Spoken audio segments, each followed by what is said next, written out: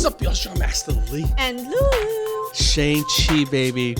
Shang-Chi! I love that movie. Killed it. You know, I was convinced that, oh my God, this isn't going to bomb at the box office. COVID. Yes, I was nervous. And I'm like, it's not going to stream either. And I'm like, oh my God, people are not going to go watch it.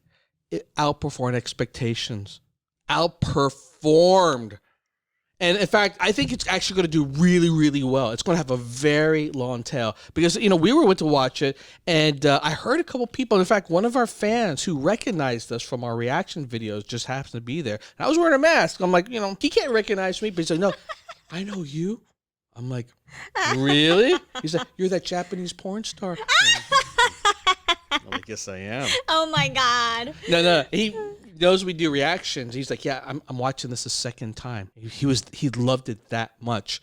And I'm hearing from more and more people, they're going to go back and watch it a second time. That's how good this movie is. That's how much people want to support it. I think this is going to do amazing in the box office. Amen. Unlike Black Widow, which by the second week saw a huge plummet because, you know, when it was streamed, basically people were like, I've seen it once, I'm not going to go back. This is one of those movies that is absolutely worth seeing on the big screen. Oh yes, absolutely. So good. When is the second time we're gonna watch this? Because I've been waiting. I'm waiting. I still want to watch this again, and you again. really love this movie, huh? Yes, I almost hurt my toe because the following day I went to the gym and I did my kickboxing and I played it on the loop for 1 hour. The soundtrack of the movie. That's how it hyped. It gives me that.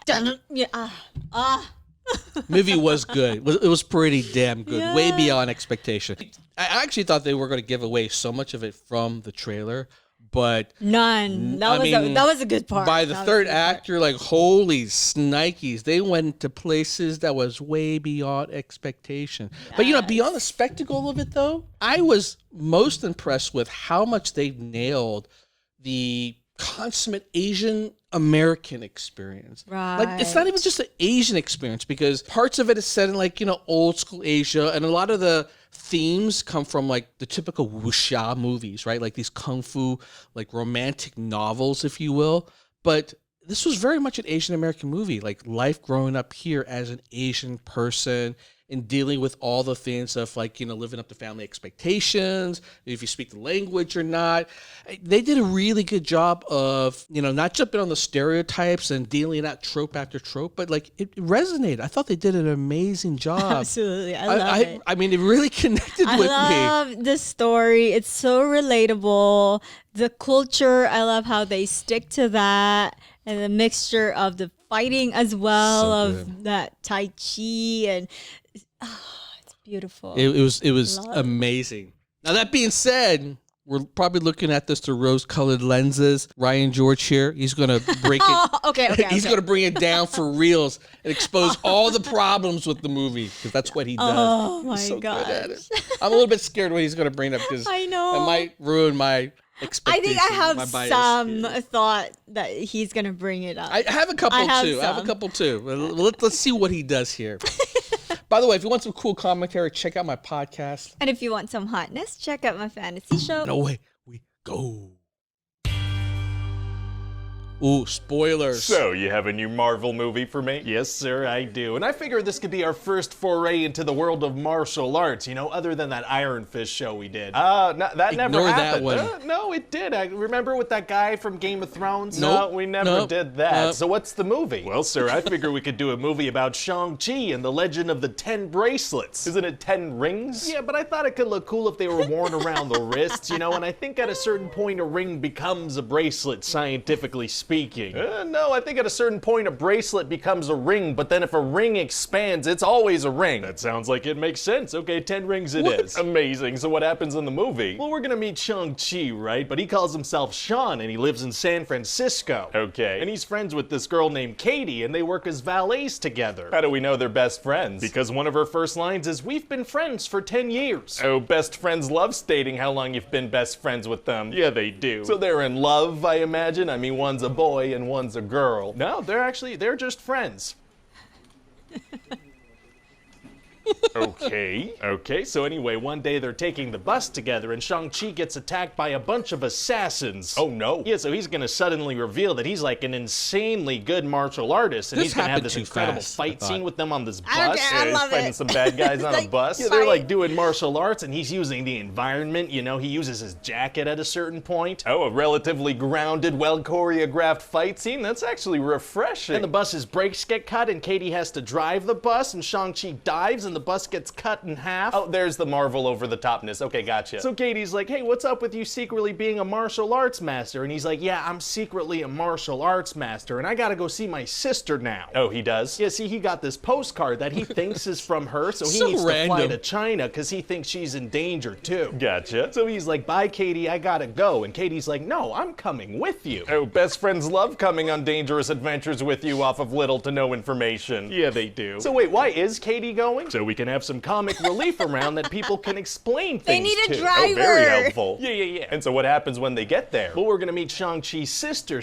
Ling. And what's her deal? Well, after their mom died, their father, Wen-Wu, put Shang-Chi through torturous, brutal training for years, right? That's terrible. Yeah, but she wasn't allowed to train with the men, so, you know, it was pretty unfair to her. Yeah, I mean, what a jerk of a father. How come she doesn't get the brutal torture? Oh, wait, I don't know how I feel about this morally. So how does she become so good just by she looking? She watched them and taught herself how to be even better than them. But how can she learn, like, the grabbing moves and stuff? Wouldn't she need people to practice with? No, not even. Oh, okay. So anyway, it turns out that Shang-Chi receiving a postcard was actually a setup by his father, and he has them both captured. Oh, no. Yeah, so they head to his place because he wanted to basically reunite the family, and he thinks he knows how to bring their mom back from the dead using these pendants and a map and stuff. So why did he send assassins after them? Oh, well, he says he knew they wouldn't be able to kill his children, so then why try? So we can have some fight scenes in the movie. That's a good point. So what's this guy's deal anyway? Oh, well, he's 4,000 years old. Oh my god. Yeah, and he has these 10 rings, and he leads a group called the 10 Rings. So what do these rings do exactly? Oh, all kinds of stuff, sir. They make you immortal, also other things involving energy or something. Oh, that's pretty vague, man. They were vague. They can do whatever I want that. them to do from scene to scene. Smart. And so he's actually the real Mandarin, and that Trevor Slattery guy from Iron Man 3, that was his doing. Oh man, I love that we can retroactively make our unpopular decisions seem calculated and deliberate and important. It is pretty sweet that we can do that, sir. And so what are we saying the 10 Rings organization does exactly? Oh, they've been doing stuff for thousands of years, so immense you can't possibly fathom it, but also vague enough that you probably wouldn't have heard of it. Gotcha. God, how many underground organizations that secretly control everything are there in the MCU at this point? Thousands. Wow, yeah, maybe we should find a new thing. No. Okay. Anyway, so Wenwu explains that he's been getting these messages from their mother from the grave, and Shang-Chi's like, Dad, she's gone. You sound crazy. He doesn't believe that his father may have stumbled upon something crazy like that. No, sir. He's like, there's no way. You sound insane, Papa. He doesn't think that his 4,000-year-old immortal father could have possibly stumbled upon something in this vein. Doesn't even entertain the idea, and he's right. Oh, okay, great. So anyway, all the good characters get put in a cell because they don't want to cooperate. Oh man, it's gonna be hard to get out of there. Actually, it's gonna be super easy. Barely an inconvenience. Oh, really? Right. Yeah, see,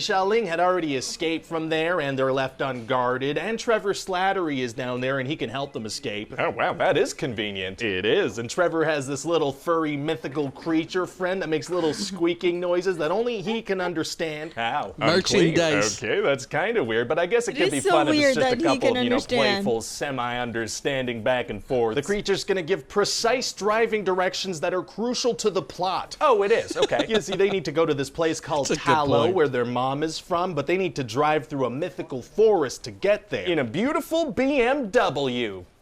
Okay, seems like you're probably getting a lot of money to specify that, so they get to this place and they find out that Wenwu's plan is actually really, really bad. Oh, it is? You see, this big friggin' soul-sucking demon called Dweller in Darkness is pretending to be their mom to trick Wenwu into releasing him. Oh, soul-sucking demons are tight. What? No, they're not. You're right, I don't know what possessed me to say that. Anyway, so then Katie's gonna do a couple of hours of archery. Oh, that's nice. Just for fun or for the story? It's so she can have something to do in the third act. Couple hours. Okay, gotcha. gotcha. too. Yeah, everything's been pretty much explained now, so at this point in the story, this kind of character either dies or picks up a new skill for the third act. That makes sense. So then there's gonna be this big fight between the people of Ta Lo and the Ten Rings, with color-coordinated weaponry. Of course, blue versus red. Fantastic. And meanwhile, Wenwu's gonna start punching this wall to try to release his dead wife, but he's actually releasing these tiny little soul-sucking demons. Oh no. Yeah, so then all the human characters need to join forces and fight. An army of soulless CGI enemies that the characters can violently kill without the audience feeling weird about it. Exactly. Wow, wow, wow,